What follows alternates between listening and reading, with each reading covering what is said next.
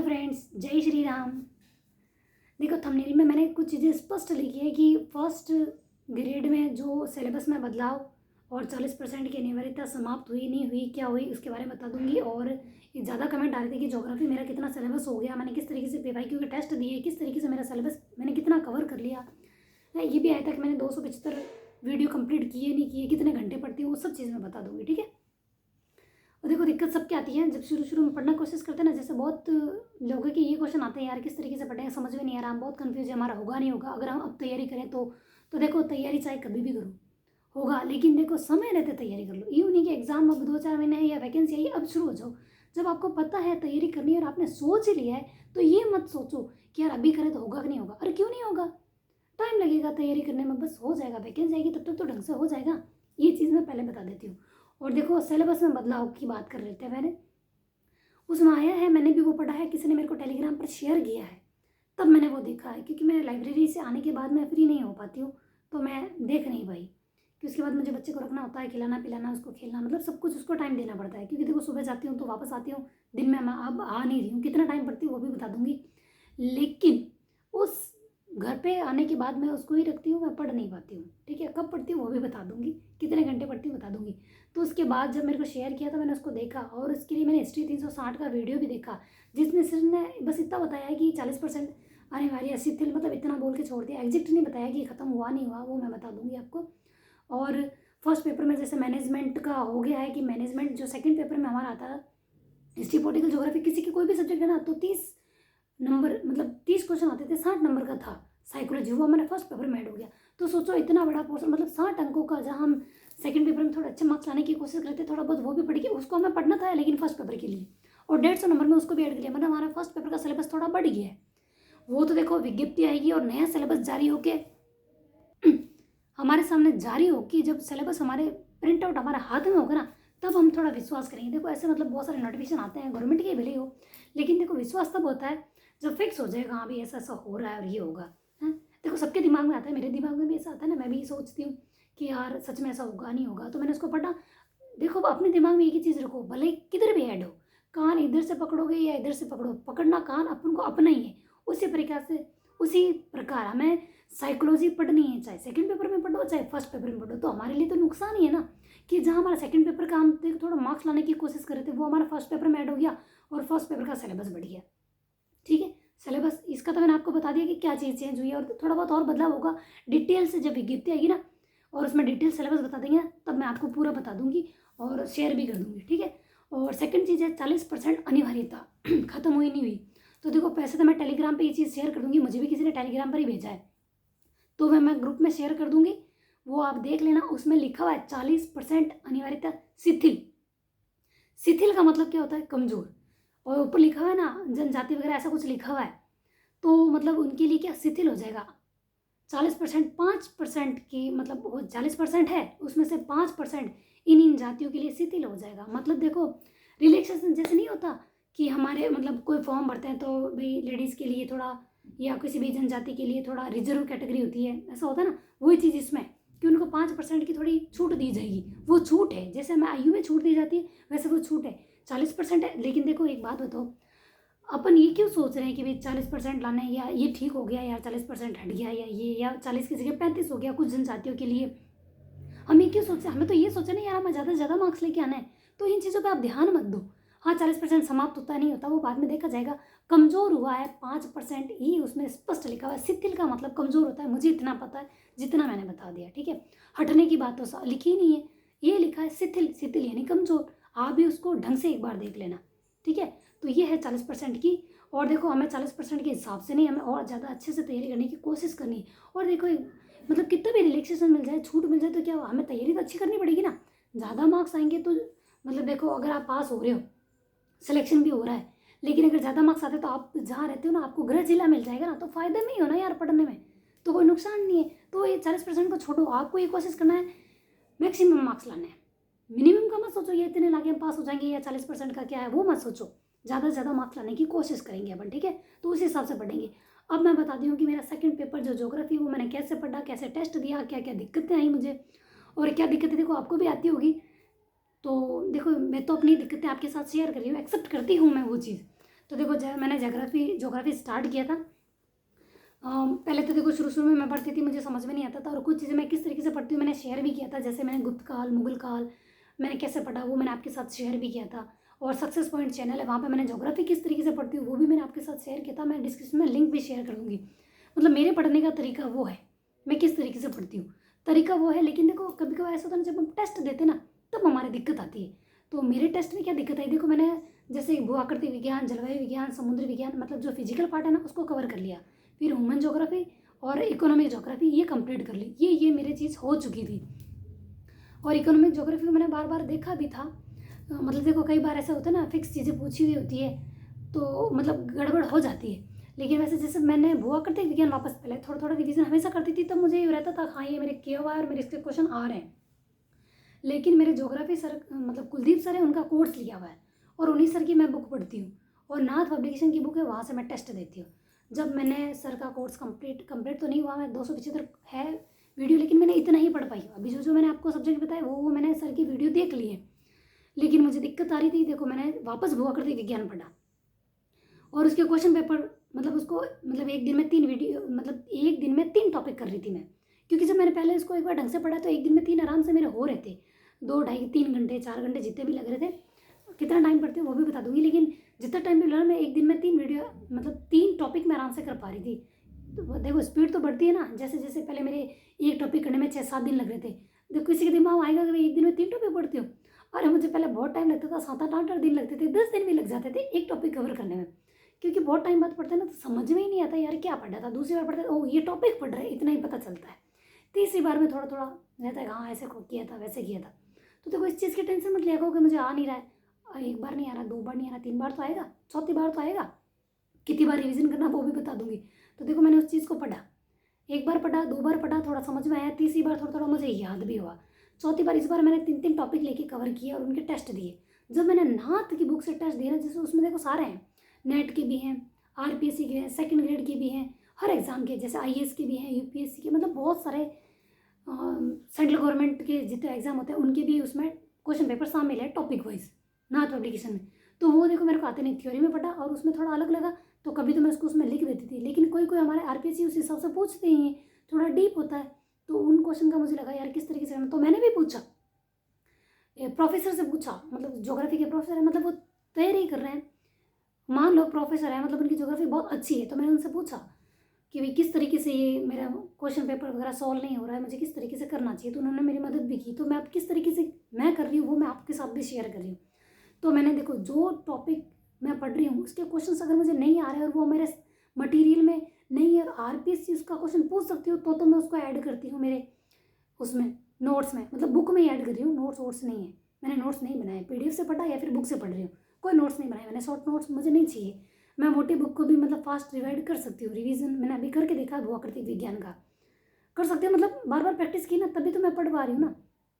और उसके बाद जो टफ क्वेश्चन है कि यार ये हमारा आ ही नहीं सकता, लेकिन हमारा मन है कि भाई हमको याद होना चाहिए, क्या पता एग्जाम आ जाए, ऐसा होता है ना डाउट यार एग्जाम में अगर जो हम नहीं पढ़ रहे हैं, जो हमें याद नहीं हो रहा, वही एग्जाम आ गया तो हमारे सिलेबस में नहीं होता, क्या हुआ, उसका क्वेश्चन तो आया ना, ये आ गया तो उसको मैं वहीं याद कर लेती हूँ। ऐसा तो नहीं कि एक बार क्वेश्चन पढ़ के छोड़ देंगे, दूसरी बार फिर से एक बार टेस्ट देने की कोशिश करेंगे ना, तो उसको एक बार वापस देख लूँगी मैं, ठीक है।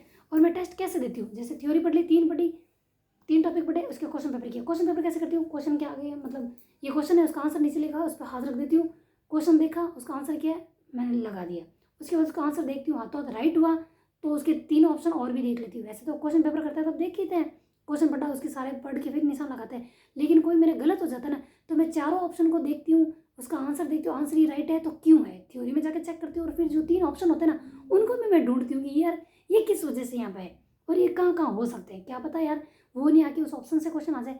इस तरीके से मैं टेस्ट कर रही हूँ, फिर नेक्स्ट क्वेश्चन इसी तरीके से कर रही हूँ। और जो हमारे आरपीएससी के हिसाब से होता है, मतलब हमारा सब्जेक्ट है थोड़ा इस तरीके से होता है ना, सब्जेक्ट के अकॉर्डिंग हाई लेवल का क्वेश्चन नहीं होता है। वैसे तो सारे हाई लेवल के हैं, जब अपन को नहीं आते तो सारे हाई लेवल के ही हैं, तो मैं इस क्वेश्चन को वहाँ पे ऐड कर लेती हूँ, मेरी थ्योरी में बुक में ऐड कर लेती हूँ। इस तरीके से मैं टेस्ट दे रही हूँ। तो 3 के हिसाब से मैंने 4-5 दिन में उसको पढ़ा, 5 दिन फिर पढ़ा, 6 दिन फिर पढ़ा, मतलब भले ही 3 दिन से मेरे 4 दिन में मैंने भू आकृति विज्ञान ओनली वो कंप्लीट की, 3 टॉपिक के हिसाब से वो टेस्ट दे के। फिर भी मतलब मैं थोड़ा ही हो रहा था क्या ना, पढ़ा गया बंटा धार, कुछ नहीं आ रहा था मेरे साथ, ऐसा हो रहा था। जबकि मुझे वो थ्योरी याद थी, लेकिन मुझे टेस्ट देना नहीं आ रहा था।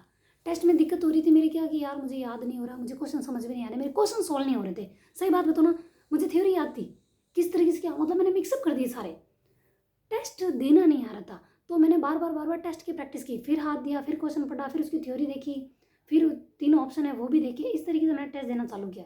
फिर मैंने लास्ट में आज ही मैंने किया, कल मैंने टेस्ट कंप्लीट दे दिया था। तो देखो सर के मैंने ऑनलाइन कोर्स लिया ना, मैंने वहाँ से टेस्ट दिया, तब देखो 260 नंबर का था और मेरे 160 नंबर आए। तो मुझे लगा यार मैं तो बहुत पीछे हूँ।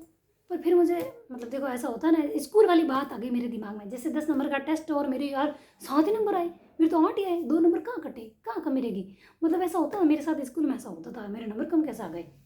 छोटे बच्चे होते हैं तो दिमाग में आते हैं, अगर 5 दे देते थे कि यार मेरे तो बहुत कम आ गए, और 7 8 आ जाए, 5 आते ना तो फिर भी अपन सेटिस्फाई रहते हैं यार 10 में से 5 आए, चलो कोई बात नहीं ठीक है। लेकिन 7 8 आ जाए और लगे कि 2 नंबर 3 नंबर कम कहाँ पड़ रहे हैं, तो हमारे दिमाग में रहता है कि ऐसा क्यों हुआ। तो उसके लिए मेरे इसके साथ भी ऐसा ही हुआ, जब मैंने ऑनलाइन टेस्ट दिया ना तो 260 में से मेरे 160 नंबर आए। और एक और टेस्ट दिया था 100, मेरे इसमें 111 नंबर आए। पहली बार दिया 112 आए, दूसरी बार दिया 111 नंबर आए, पॉइंट कुछ और भी था। पहली बार मैंने जब टेस्ट दिया ना, मेरा ग्रेड था एफ ग्रेड। अब देखो एक्सेप्ट कर रही हूँ। उसके बाद जब मैंने कल परसों वापस दिया तो मेरा बी ग्रेड आया है, और चेंज नहीं हुआ, 2 ही बार दिया है।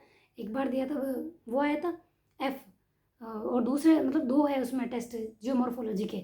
एक टेस्ट में मेरे एफ ग्रेड आया, दूसरे में मेरे सी ग्रेड आया। वापस टेस्ट दिया, एक ही टेस्ट वापस दिया, दूसरा वाला तभी देना बाकी है, उसमें मेरे बी ग्रेड आया। तो मुझे अच्छा लगा, हाँ यार बी ग्रेड तो चलो ठीक है, एफ से कम बी तक तो पहुँचे, सी से बी तक तो पहुँचे। लेकिन मेरे थोड़े मार्क्स कम है, तो 260 में से 160 ही नंबर आए, तो मुझे थोड़ा टेंशन हुई, यार मुझे कुछ नहीं आता, मतलब थोड़ा दिमाग में ऐसा आता ना यार। तो मेरे दिमाग में भी ऐसा है कि मुझे समझ में नहीं आ रहा। लेकिन फिर भी मैंने उसको, अब आज क्या किया, कल टेस्ट दिया, मुझे पता चल गया 260 में से 160 नंबर आए मेरे। तो मैंने आज क्या किया, वापस एक एक क्वेश्चन को देखा, ये क्वेश्चन इसका आंसर मैंने ये क्यों किया। क्वेश्चन अगर आसानी से समझ में आ गया तो उसको आगे बढ़ गई। जो मुझे समझ में नहीं आया कि हाँ मैंने, ऐसा अपन करते ना क्वेश्चन पेपर देते हैं तो किसी किसी के तुक्के में आंसर लगाते यार इसका ये हो सकता है, ऐसा करते ना वो राइट हो जाता ना, फिर भी मैंने उसको वापस देखा कि यार ये तो थोड़ा मैंने यूँ ही किया था, हड़के में लेके, हाँ भी ऐसा हो सकता है, ज़्यादा लोड नहीं लिया था, बस अंदाजे से नीचा, जो पढ़ा हुआ ही नहीं हो ना तो उसको तो मैं करती नहीं हूँ, और जो बिल्कुल समझ में आए उसको नहीं करती हूँ। लेकिन थोड़ा ऐसा लगता नहीं यार ये कर लेते हैं, तो वो मैंने किया, लेकिन उसको भी मैंने वापस देखा। आज मैंने क्वेश्चन का पूरा एनालिसिस किया कि मैंने ऐसा क्यों किया है, इसका आंसर ये क्यों लिखा है, और ये दूसरे ऑप्शन क्यों है। ये तो जैसे मेरे प्लेट विवर्तनिक में, भू संचलन में, इनमें मेरे बहुत मिस्टेक हुई थी, ज़्यादा मेरी मिस्टेक इसी में हुई, ठीक है, या फिर चट्टान वाले में हुई। मतलब चट्टान टॉपिक मुझे अच्छे से आ रहा था, लेकिन इसमें क्वेश्चन पेपर इस तरीके से पूछा हुआ है समझ में नहीं आ रहा था मेरे, उसमें मेरे जहाँ जहाँ गलत हुए मैंने बता दिया, ठीक है। लेकिन आज मैंने एक एक क्वेश्चन को जो किया है सही तो वो क्यों किया है, जो यूं टिक किया है और राइट हो गया तो वो भी मैंने क्यों किया, और जो मुझे नहीं आता है और क्यों नहीं आता है और मुझे याद था और मेरे गलत हो गया है तो उसको भी मैंने देखा। तो इस तरीके से क्वेश्चन पेपर का एनालिसिस किया। और अब आगे मैं क्या करूँगी, मैं अब लूँगी समुद्र विज्ञान नहीं, सॉरी, जलवायु विज्ञान लूँगी। तो जलवायु विज्ञान की भी मैं ऐसे ही करूँगी, रोज़ के 3 टॉपिक, क्योंकि पहले पढ़ा है ना तो ज़्यादा टाइम वेस्ट नहीं करने की कोशिश करूँगी। 3 टॉपिक लूँगी, फिर उनको पढ़ूंगी, उसके क्वेश्चन पेपर करूँगी। और साथ में अब मैं यही रखूँगी कि चाहे देखो रात को बच्चा कभी भी सोए, जब भी सोए ना, एक बार मैं सोने से पहले 5 या 10 पेज मेरे भू आकृति विज्ञान के वापस पढ़ूंगी। क्योंकि रिवीजन नहीं करने का सबसे बड़ा मेरा नुकसान यही था कि मैंने उसको ढंग से नहीं पढ़ा। उसके जैसे मैं यही करूँगी, 10 पेपर पढ़ती हूँ, अगर उसमें एक टॉपिक कंप्लीट हो जाता है तो उसके क्वेश्चन पेपर भी करूँगी। अगर 10 में एक क्वेश्चन पेपर नहीं होता है तो जब वो कंप्लीट हो जाएगा तब उसके क्वेश्चन पेपर करूँगी, मतलब मैं इसको कंटिन्यू रखूँगी। अब क्या होगी, रिवीजन कितनी बार करना चाहिए, अब ऐसा ही बात बताऊँ ना, रिवीजन जितना करो ना उतना कम है। एक बार करता है तो लगता है क्वेश्चन सही नहीं है, दोबारा करता है तो थोड़ी बहुत कमी रह जाती, 3 बार करते हैं फिर कमी रह जाती, मतलब कहीं ना कहीं कमी रह जाती। मेरे दिमाग में ये है कि 10 में से 10 नहीं तो 9 तो नंबर आए। वो कहते नहीं यार लालच बुरी बला है, लेकिन देखो जब एग्जाम देने जाते हैं तो लालच बढ़ जाता है, किसके नहीं बढ़ता, वो मेरे को कमेंट करके बताना कि भैया हम हमारे नंबर से सेटिस्फाई हैं। भाई मैं तो सेटिस्फाई नहीं हुई, और मेरे दिमाग में स्कूल वाली बात ही रही कि नहीं यार मेरे को जितने नंबर लेके आना है, स्कूल वाली रही। तो मेरे जब 160 नंबर आए ना, मेरे को ऐसा लगा यार मुझे कुछ नहीं आता, मेरे रोज़ दिमाग में ये रहता है यार कुछ नहीं आ रहा है और कोशिश करूँ।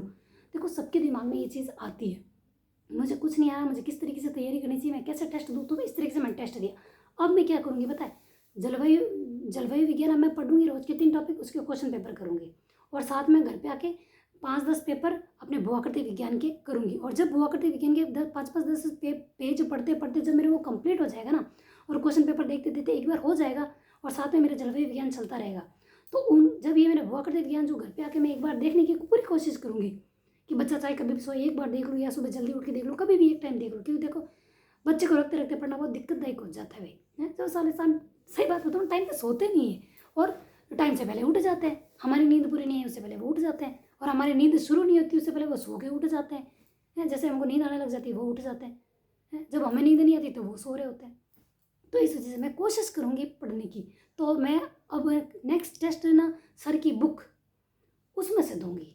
उसके बाद में एक बार जैसे कोई भी टेस्ट सर का ऑनलाइन दिए हुए ना, उसमें ये लिखा हुआ है, मतलब पीडीएफ है क्वेश्चन पेपर की, उसमें आंसर एक नहीं है, मैंने देखा नहीं, उसकी पीडीएफ निकालूंगी और ओमार शीट पे टेस्ट दूंगी। सबसे बड़ी बात होगी ओमार शीट पे टेस्ट देने की। पूछो कैसे? अभी देखो मैंने असिस्टेंट प्रोफेसर का एग्जाम दिया था, सबको बता रही हूँ, देखो ये सबके लिए हो सकता है दिक्कत वाली बात। 5 ऑप्शन आ रहे हैं, जब हम डी करना चाहते हैं ना तो 5वें में भर देते हैं कि लास्ट में डी होता है। तो ओमार सीट पे प्रैक्टिस बहुत ज़रूरी हो गई है। 5 ऑप्शन आ रहे हैं तो डी करते ही हम 5वें में गोला कर देते हैं, तो हमें चौथे में करना है। तो उसके लिए हमारा दिमाग सजग होना चाहिए, और एग्जाम में वो प्रेशर भी रहता है, थोड़ा रहता है ना कि यार जल्दी जल्दी करना है, कहीं टाइम ना हो जाए, क्वेश्चन भी ज़्यादा करना है, राइट भी ज़्यादा होना चाहिए और मेरा गलत भी नहीं होना चाहिए। कई बार हम क्वेश्चन पेपर देखने के बाद जब ओमार शीट में भरते हैं ना तो गलत भर जाता है। मेरे साथ तो ऐसा हुआ है, मैंने एक ही क्वेश्चन में 2-2 गोले कर रखे हैं। जो हुआ है मैं एक्सेप्ट कर रही हूँ और ये गलती मेरी दोबारा ना हो, इसलिए मैं ओमार शीट पे टेस्ट ज़रूर दूंगी। लेकिन जब मैं भुआ करती विज्ञान को एक बार और कवर कर लूँगी ना उसके बाद दूंगी, क्योंकि मैं नहीं चाहती मेरे ओमार शीट में मुझे कुछ काटना पड़े। मैं चाहती हूँ मेरे उसमें सिर्फ राइट हो। देखो कोशिश तो यही करेंगे, जो पीवाईक्यू टेस्ट दे रहे हैं या ऑनलाइन जो भी टेस्ट दे रहे हैं उसमें से क्वेश्चन आ जाएंगे या उन्हीं की इर्द गिर्द आ जाएंगे तो हम कर लेंगे। और देखो हमारा प्रयास अच्छा रहेगा, हम कोशिश पूरी कर रहे हैं। और अब आपको हो गया यार सेकंड पेपर पढ़ रहे हो, फर्स्ट पेपर नहीं पढ़ रही हूँ क्या, और कितने घंटे पढ़ रही हूँ? देखो पहले मैं 10-11 बजे जाती थी लाइब्रेरी, अब मैं कोशिश क्या करी पता है, 9-9:30 बजे तक चली जाऊँ, क्योंकि सुबह जल्दी उठ लेती हूँ, काम फटाफट खत्म करती हूँ। ऐसा नहीं है मैं घर का काम नहीं करती हूँ। कुछ लोगों के कमेंट आते हैं ना कि पीयर में हो काम नहीं करोगे चलेगा, क्यों भाई ससुराल में करते तब तो तुम ऐसा नहीं बोलते काम नहीं करोगे तो चलेगा। अपनी मम्मी पापा के लिए काम करते तो दिक्कत वाली बात हो गई कि यहाँ नहीं करेंगे चलेंगे, क्यों? वो भी हमारे, तो कुछ हमारा फर्ज बनना नहीं चाहिए? सारा फर्ज बनेगा मम्मी पापा का, अपने बच्चों का तो कोई फर्ज बनना ही नहीं चाहिए, सारा फर्ज तो ससुराल में बनता है। तो ये गलत थिंकिंग है। मैं यहाँ पे भी काम अपना करके जाती हूँ और मेरी मम्मी बच्चे को रखते ही बहुत बड़ी बात है भाई, क्योंकि बच्चे 1.5-2 साल के होते हैं ना, बहुत परेशान करते हैं, बस सब दिन घर के बाहर ले जाओ उनको खिलाओ, तो मम्मी पूरे दिन उनके पीछे पीछे घूमते हैं। तो मैं अपनी पढ़ने की कोशिश करती हूँ, मैं सुबह 9-9:30 बजे लाइब्रेरी जाने की कोशिश करती हूँ, जहाँ मैं दिन में 2-2.5-3 घंटे से वापस आती थी, अब मैं नहीं आ रही हूँ। मैं खाना खाने भी नहीं आती, सुबह खा के चली जाती हूँ बस, सुबह सुबह फटाफट फटाफट बन जाए कर जाए खा लो और रवान है। और कई बार तो ऐसा होता है कि नहीं बना, चलो कोई बात नहीं, पीछे बनाते हैं मम्मी और खा लेते हैं, वैसे कहते हैं कि बाद में बना के खा लेंगे। तो मैं तो रात को एक्स्ट्रा रोटी होती है बना के खा के चली जा, मतलब जो होती है ना वो बना के वो मतलब खा के चली जाती हूँ चूर चुरा के, ठीक है, और वापस घर पे नहीं आती।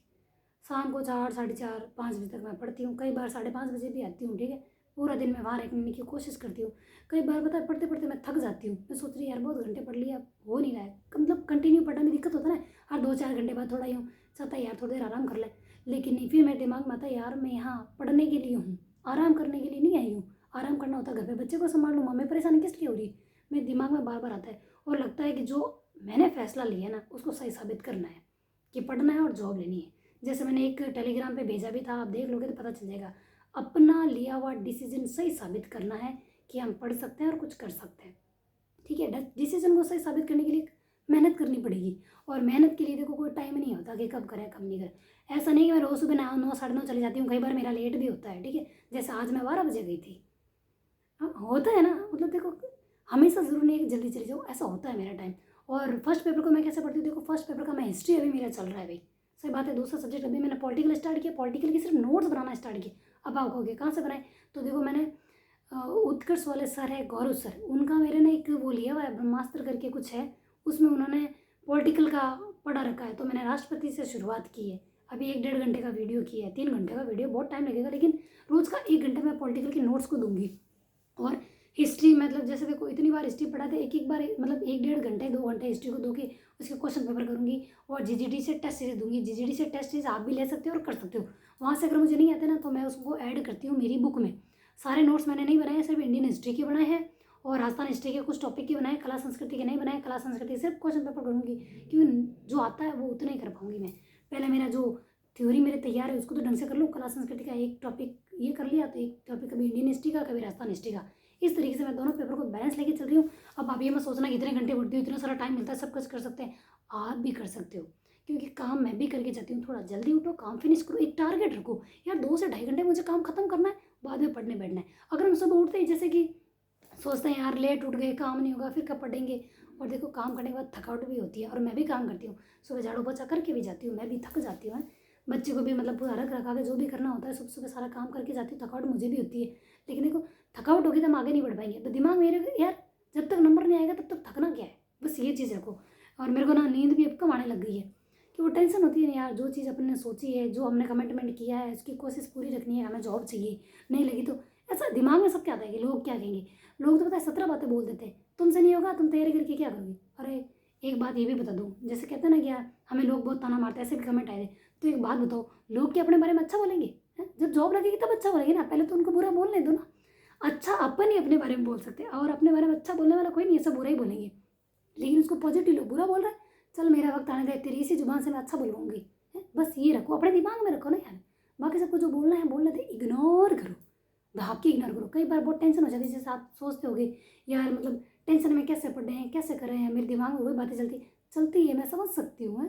मेरे पास क्या दिमाग नहीं, मेरे दिमाग में भी तो चलती होगी ना। पर इग्नोर करने के अलावा कोई ऑप्शन है अपने पास, पढ़ने के और इग्नोर करने के अलावा कोई ऑप्शन नहीं है। और हम जितना दिमाग में लेंगे ना उतना हमें याद नहीं होगा, ठीक है। तो इस तरीके से हमें पढ़ना है, मैं इस तरीके से टेस्ट दे रही हूँ, कैसे क्या कर रही हूँ, कितना क्या पढ़ रही हूँ। हमेशा मुझे इतना घंटे नहीं मिलते हैं, कभी कम भी मिलते हैं, लेकिन मैंने अपना एक शेड्यूल बता दिया आपको, ठीक है। और आपकी पढ़ाई कैसी चल रही है कमेंट करके मेरे को ज़रूर बताना।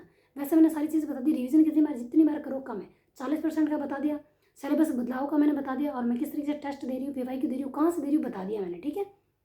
ठीक है, तो थैंक यू, जय श्री राम।